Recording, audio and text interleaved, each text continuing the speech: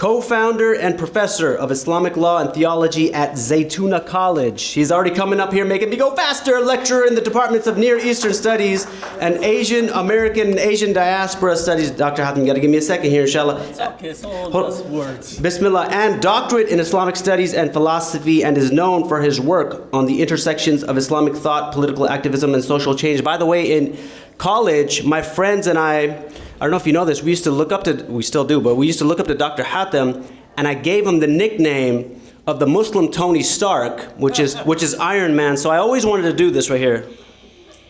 All right, let's go. Where's it? Here we go.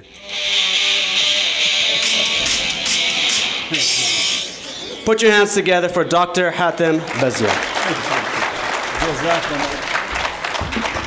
جزاكم الله خير. بسم الله الرحمن الرحيم. الصلاة والسلام على خير المرسلين وعلى آله وصحبه أجمعين. I don't like long introductions because it takes minutes from your talk. But I'm going to start first with a quote from Columbus' diary on the 26th of December, 1492. Right? So again, December 22nd, 1492, his entry in his journal. This was in his first voyage, written in the Caribbean. He says, he wanted to find enough gold and the almost equal valuable spices in such quantity that the sovereign, meaning in Spain, will undertake and prepare to conquer the Holy Sepulchre. For thus I urge your highness to spend all the profits of this my enterprise on the conquest of Jerusalem. So Columbus' journey to India was motivated by a theory that he had, that the failure of the crusade from the east, meaning conquering Anatolia, coming to Syria and Palestine, have completely collapsed. And now he found that he could go to India because he have learned that the Khan, who was in the western part of China, is sympathetic to Christians. And if that relationship can be struck, that they will have launch a crusade from around the eastern flank of the Muslim world, and his opinion that this would be accomplished in 3 years. So the fact that Columbus arrived into this world and thereafter rewired the world system in ways that today we are inheritors of it is directly connected to Palestine, to Christian theology.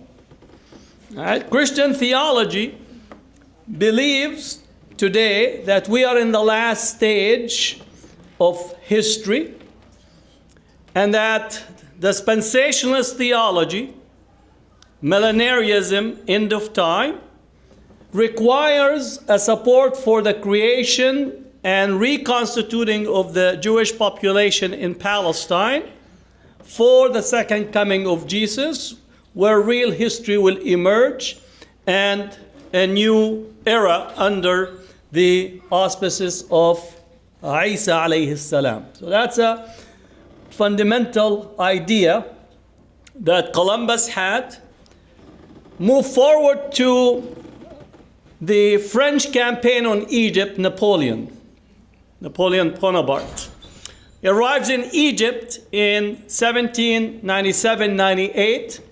Likewise, he writes a letter to the Jews of the East to try to get them to join with him so they will be reconstituted in Palestine in order for ushering the second coming from his viewpoint, even though that France was propagating at the time secularism and the French Revolution.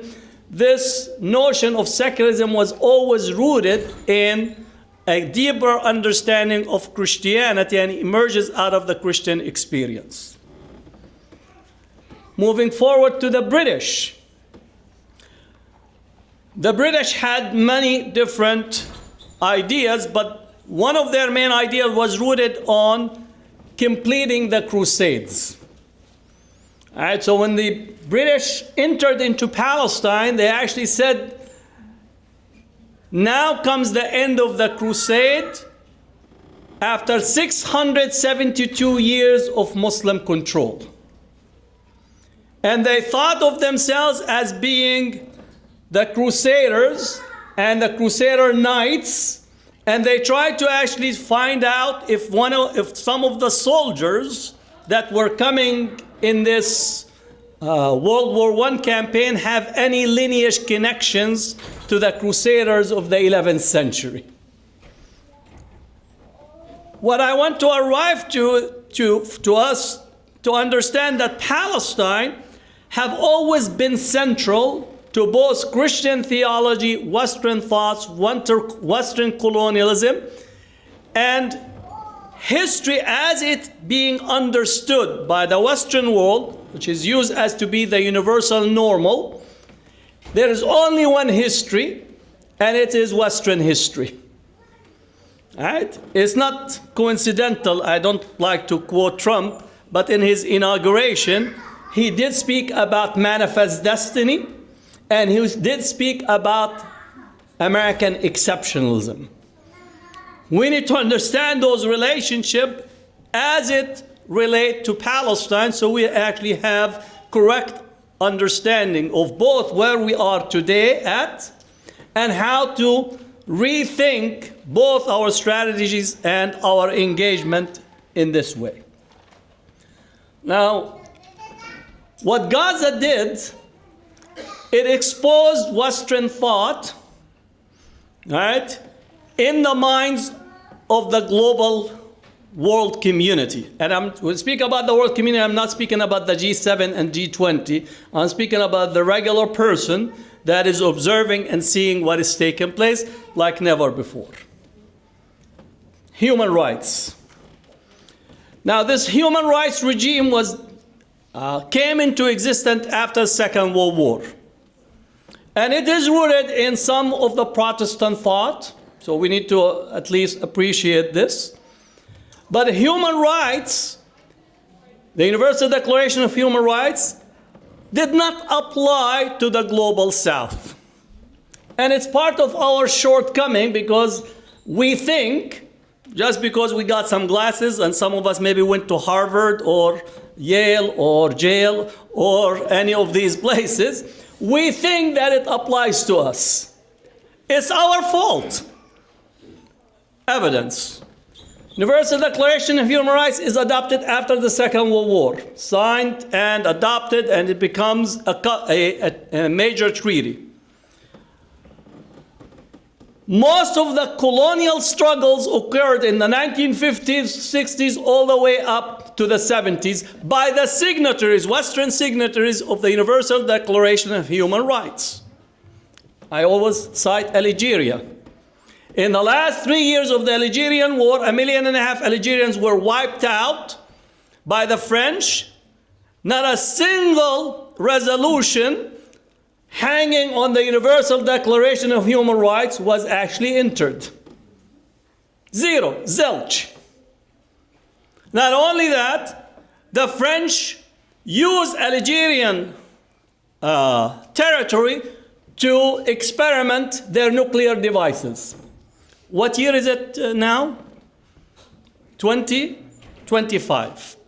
Till today, the French have not given the Algerians the coordinate where they tested their nuclear devices in Algeria's desert. 2025.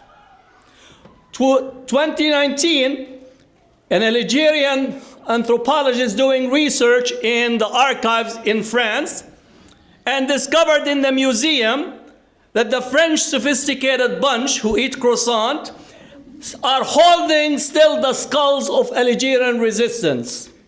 The French, in their sophistication, every time they killed an Algerian, they decapitated his head and took it to be displayed at the Museum of Man. 2019, by coincidence, the anthropologist finds that there is a group of skulls in there. After negotiations, they agreed to repatriate these skulls back to Algeria, 2019. Macron just last year visited Algeria. He was asked for an apology for the colonial era. Literally, he said, "We built you hospitals and roads." Universal Declaration of Human Rights did not apply to Algeria.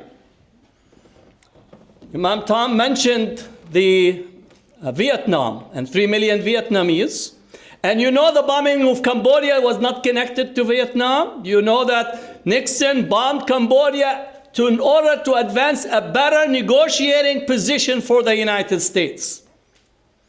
Meaning that people had nothing to do with the war in Vietnam, but literally carpet bombing Cambodia in order to get a better positioning, right, on the negotiating table with the Vietnamese.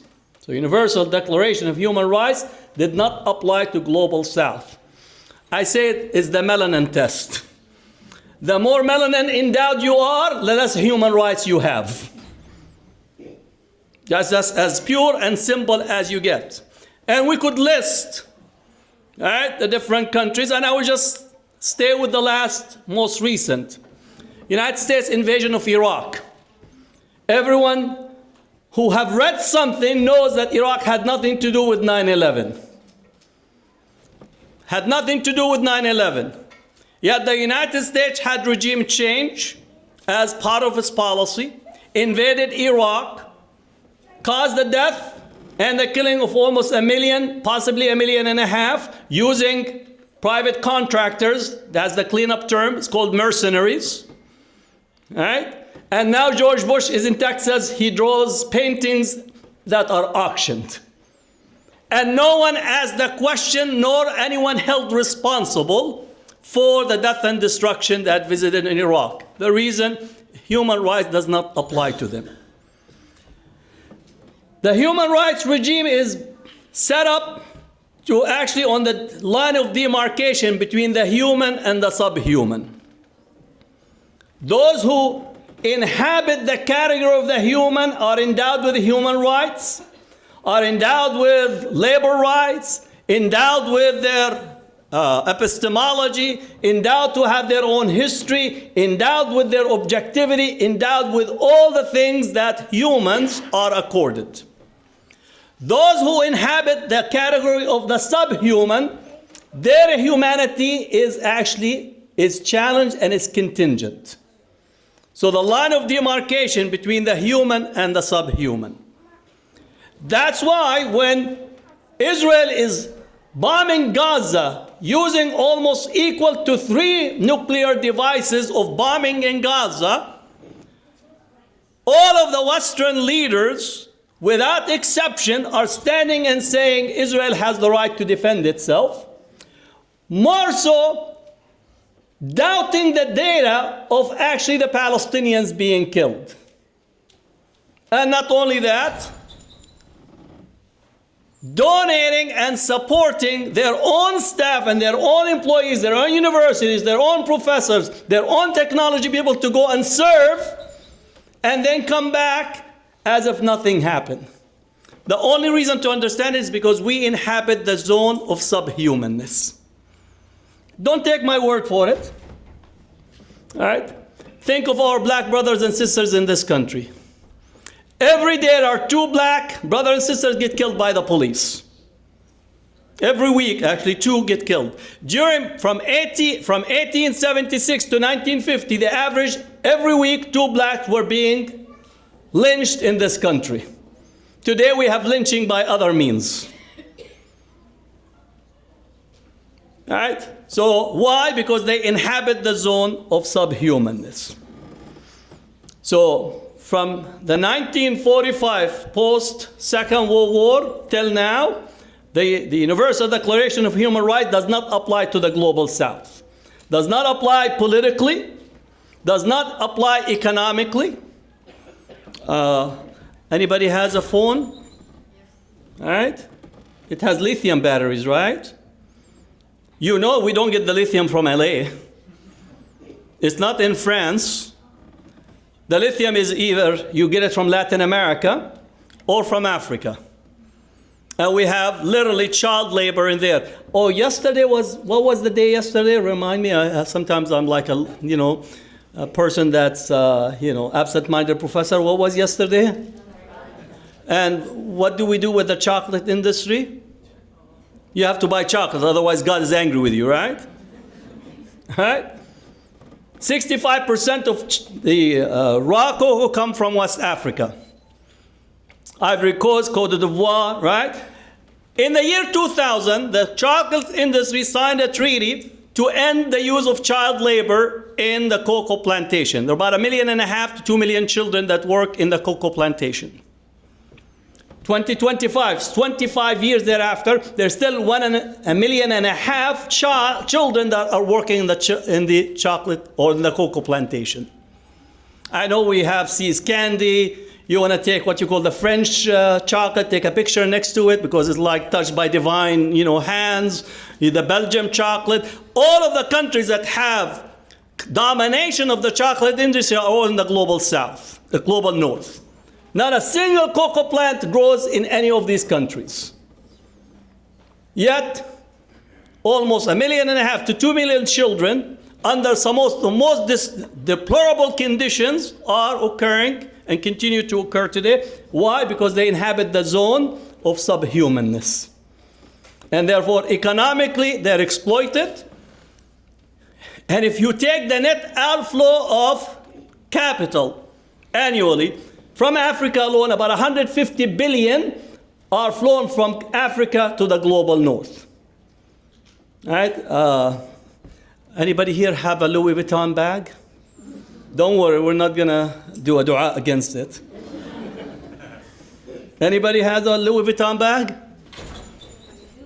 Huh? How much you paid for it? Huh?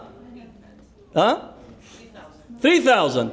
Now, I don't want to, but the cost of making your bag was $50. $50. That's not me speaking. They actually grabbed the sweatshop in Italy, where the Italians, with the Louis Vuitton Hands of God bags, bring Chinese labor on a circulation, come to work their hands so you could actually put on that it is made in the European Union, $50, and you're paying $3,000. Why are you paying $3,000? Because you think that by holding the bag, you're closer to heaven. Right? That's it. Because without the Louis Vuitton bag, I feel like I can't really do my Fatiha, and my Siyam might not be complete. Right? It's $50. That's it. And it's a Chinese labor. That's the reality. Right? So, because we inhabit the zone of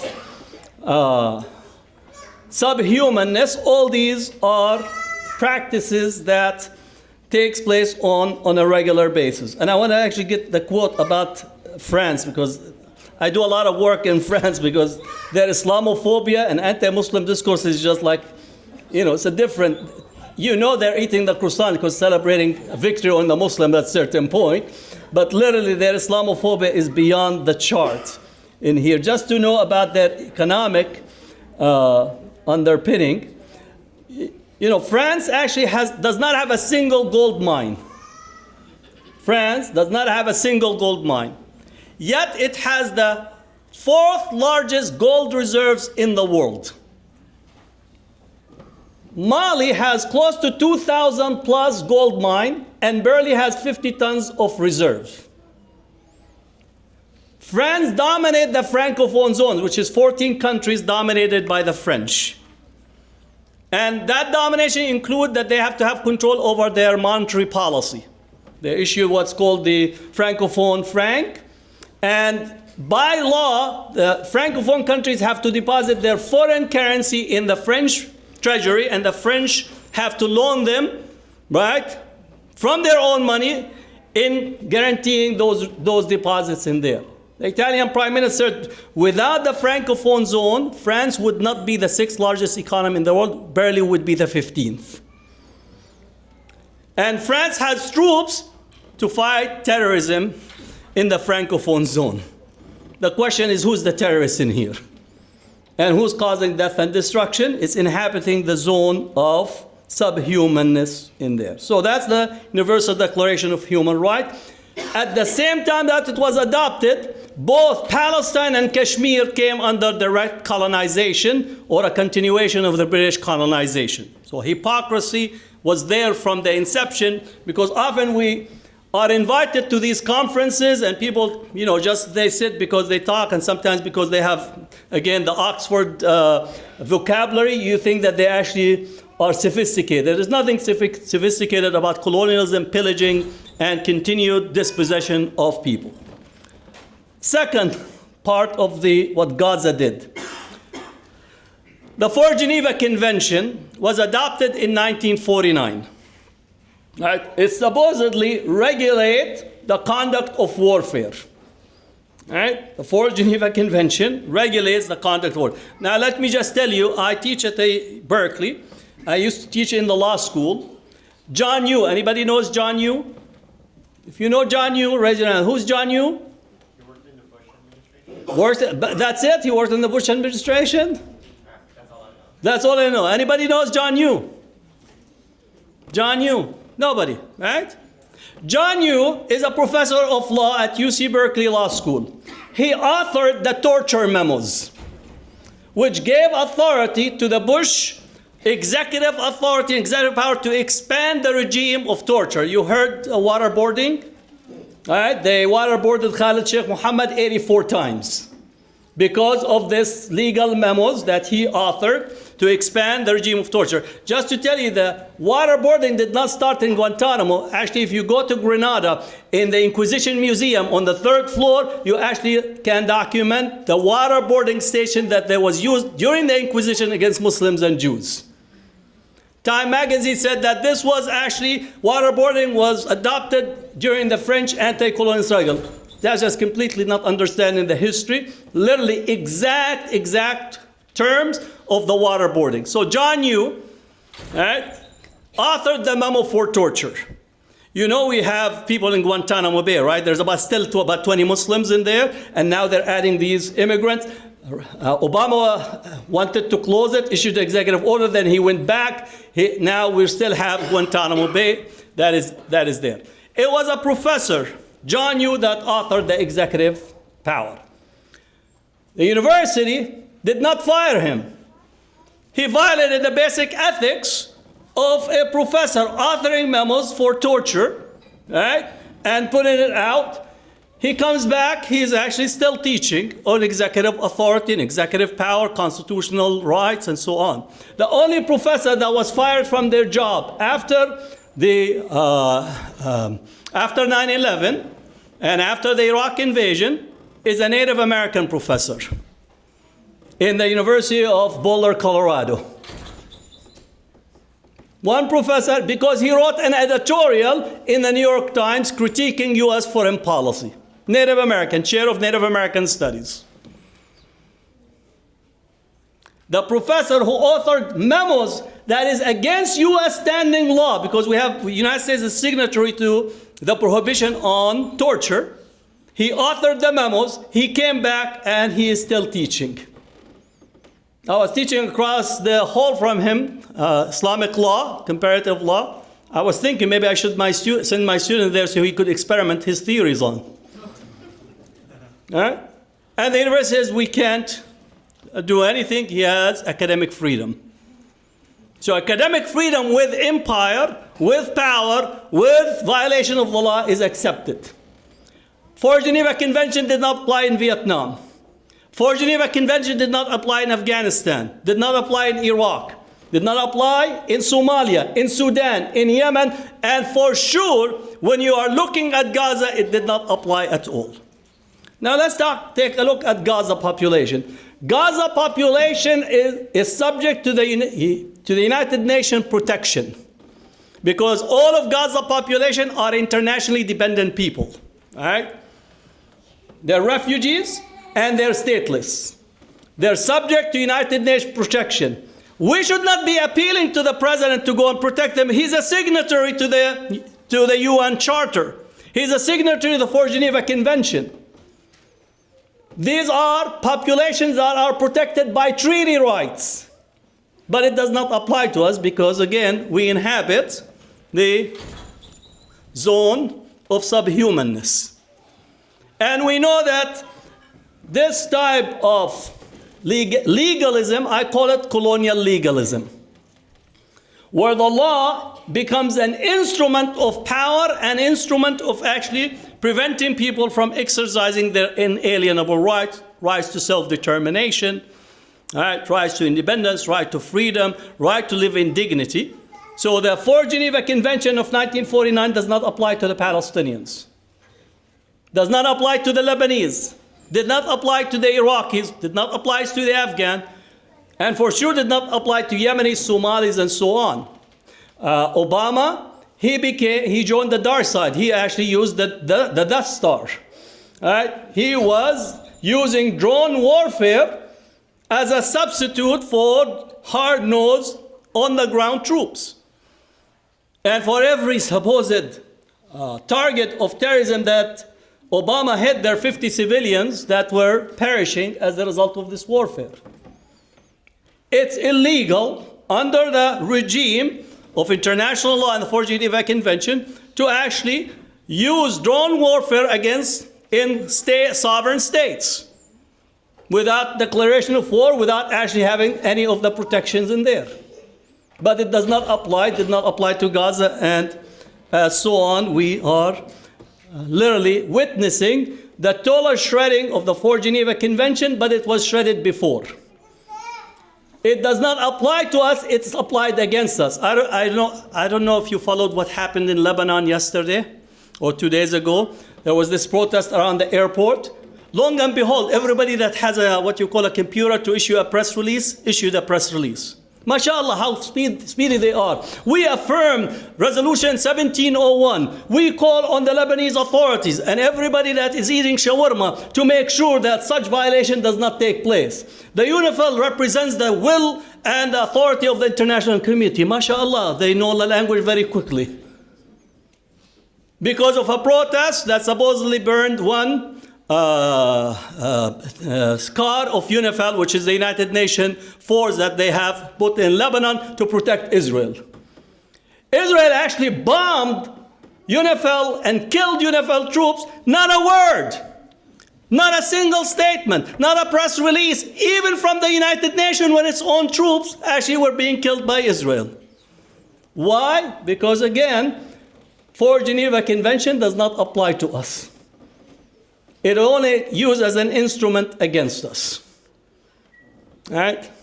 So we need to understand, because how the system or how the world system today, what Gaza did is there is no illusion about what is taking place. Anybody takes British Airlines to travel? Okay, mashallah. One time. Okay, we're not gonna, may Allah subhanahu wa ta'ala protect you from the British. Some of our brothers in the UK have documented the British surveillance planes that have been going around Gaza all throughout the past 14 months. All right? Constant presence all over Gaza, which means anytime that the Israelis, I don't know if you know technology and military, I'm not going to go into a tangent, but anyone who knows the military landscape, planes have a particular what you call identifying, what you call electronic pulse. The AWACS and the intelligence can know exactly which plane is taken off from what place, its coordinates, its attacks, what type of armaments. So nothing that the planes, Israeli planes, doing on the skies of Gaza or in this region that is not documented by the British and by the United States. All right, they have an electronic signature to it, and they know exactly. So when they hit Al Ahli hospital with 850 individuals being killed, not only the Israelis know, but the British knew about it. And the American surveillance knew about it. and they exactly know the coordinate and what happened. So CNN and the White House, Biden and others cover up all this in relations to their, I no longer use the term complicity, I would say co-production, co-participation. Co-production, because complicity is a person that does something but is unsure about it. But when you're flying a surveillance flight over Gaza 24/7, right? And not only that, actually when you have Israel being attacked, right, by either Hezbollah or Iran, all of the British planes were participating, the American planes participating, and I hope they're not traveling to Jordan. The Jordanian airplane and Air Force was participating. That's a co-production of genocide that we need to understand is in violation of the Geneva Convention. Right? And as such, the world order as we know it has completely shifted, totally shifted, and we need to rethink the global system as it relates to the Geneva Convention and as it relates to the United Nations, and what does it mean to have a protected population? Palestinian refugees in the refugee camps, in any of the institutions that have the UN are protected groups that the world community, again, hold my nose, is responsible, and we should not be begging to them. They have to uphold their responsibility because they're signatories to all these conventions, right, for Geneva Convention and so on. Now, I see him coming there, so I want... Yeah, you're good, I just had to... Yeah, you're good, Bismillah. Okay, Bismillah. Now, I want to move that. What Gaza also demonstrated is that technological innovation demonstrated for us as being a colonial tool. All right? Again, I'm going to use my phone, GPS. Right? It turned out that Google was handing all kinds of data and materials to for coordinates. Meta, right? Likewise, is providing that information. Amazon, likewise. So technological innovation in Gaza was being utilized to bring an end to this notion that technology can be an aid and a benefit to society. And if we had a long reading of history, we understand that technology has always been used against indigenous population. Right? In my class, we go and look at the use of contraceptive by women.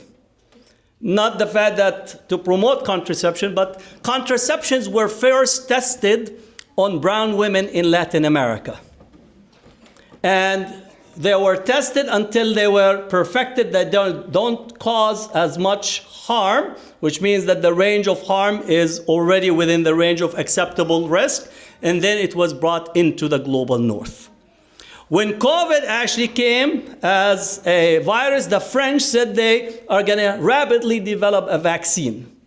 And they're going to test it first on Africa before they introduce it in the European market. This is with a straight face. They did not even have to hide it in front of a croissant. Literally, that's what they said. So technological innovation in Gaza demonstrated that technology have always had an intimate relationship with coloniality, and it collapsed the paradigm, right? I don't know if you were in the Silicon Valley, do no evil. Do no evil, that's like they took out the do and just be evil became the theme. And if you could make money, the fact that Elon Musk right now is in the White House is a clear example, not because Musk, but actually it began with much earlier. The Democrats likewise, in terms of their approach, that technology has become evil in its actually its use in relations to the genocide in Gaza, but also I would say increasingly we're going to see it being deployed internally. So technological innovation as a colonial tool, and as a tool for dispossession of Palestinians and causing mass death and destruction. Just for us to know, the using of mathematical algorithm to select targets was done by means of technology. Meaning, it shifts completely the notion of a threat coming from a target. Right? There's no such thing as a threat coming. The target is being algorithmically selected, right? And massive bombing occurring as a result of algorithm rather than a threat, which should be at the basis, both in Fourth Geneva Convention, but the basis of warfare is there is a threat that you're trying to eliminate the threat. And here it's not even that possible to actually delineate between the threat and using population itself as an instrument of war by means of technology. So what I wanted for us to understand in here is that the world system as it's been constructed, and I'm not going to go to 1948, even I started with, post-World War II have been completely obliterated at the doorstep of Gaza, and it exposed the structure and the system that we have been living and being entertained to believe in. And it's really up to us to rethink the world system, both politically, economically, socially, and also religiously. And I will end at the religious dimension for us to know. We have witnessed an emergence of a coalition between Muslims, real coalition for justice between Muslims, Jews, anti-Zionist Christians, and also secular forces that want to imagine and want to have a different world. That requires for us to stitch a new vision and a new worldview. Part of it for us as Muslims, there is some difficulty, and I want to critique some of us, because from at least the 18th century till now, we've been dreaming that somebody is going to invite us to the White House, and somebody is going to give us a white picket fence, and Uncle, Washington, Napoleon, Churchill, and his cousins are going to have us on this wide ma'idah, wide spread of civilizational inclusion. Not actually realizing that we are delusional because we were caught in attempting to imitate that which at the essence reject who we are. So that requires for us to do a number of things. One is to empty out, right? Ramadan is coming up, right? The Prophet ﷺ used to go to Ghar Hira before Ramadan in Mecca. كان يتحنث, to empty out. So we need a whole period of tahannuth. Take out the Western Eurocentric white master that is in your mind. Right? You have to take it out. We are being asked to take the Prophet ﷺ as our role model and the Sahaba. I did not see any hadith or the Quranic text that says take Rousseau, social contract, as your role model. So that requires for us to do that one. Second, we have to have a very, very specific understanding of what is our ethical, moral principles in engagement. All right? What is it? What is our priority? Is it justice? Is it live and let live? Is it just making more money? Is it becoming a CEO of a bank? What is our ethical, moral, right, vision in order to undertake? Third, what is our practical program? What are the things that we need to do? Brother Tom said about building community. We're good at building mosques, but not building communities. Community, again, the Prophet ﷺ indication for community says it's not from among us the one that does not honor our elder or take care of our young. That's two criteria. Not one from among us that actually goes to sleep and their neighbor is hungry. And 7 this way, 7 that way, 7 that way, 7 that way. Meaning, where is our building of community? I know we live in places where we don't know our neighbor. And sometimes we might see him walking, we'll call the phone because we think that somebody's gonna rob us.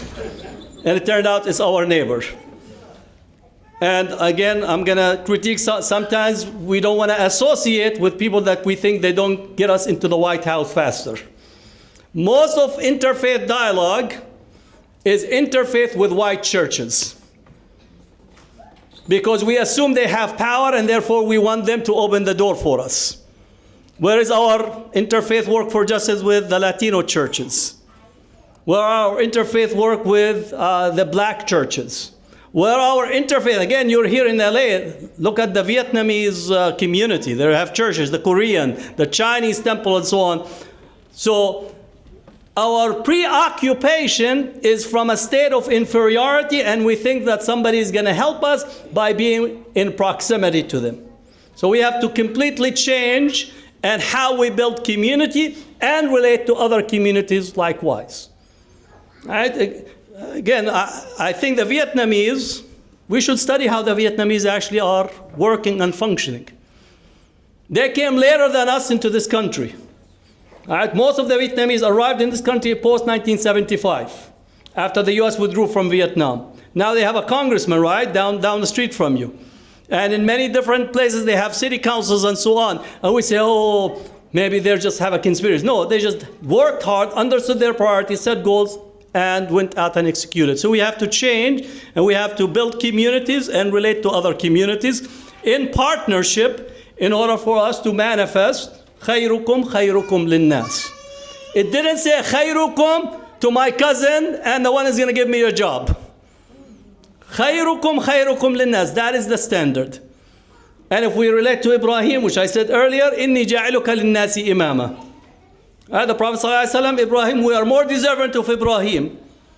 So if you want, this is really what we need to do in order for us to manifest and transform this period that we are in. And I do believe, this is not I do believe that this is an age for us to actually do our work. And I do believe that we're going to go back to Palestine. We will see a free Palestine in our lifetime, inshallah. I do believe that things that happen, the things that are changing is irreversible. Winning or not winning begins at the base of ideas. Israel has no ideas left. Zionism has no ideas left. Zero. Even some of their own leadership is indicating this. Like if you read some of what the former two Mossad directors have said, it's just like, I don't even have to say anything. I'm just going to read his quotes just to understand where they are at. And what we need is to understand that this is a period for people to do the hard work, take assessment of where we are, and go out and literally continue the work for transforming the world. We were actually sent to make the world better. Right? Let be from among you a nation that will invite to khair. We are the people of khair.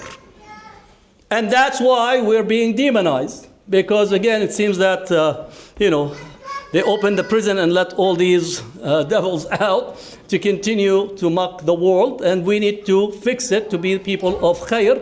And inshallah, Allah will manifest this on our hand. Jazakumullah khair. Assalamu alaikum.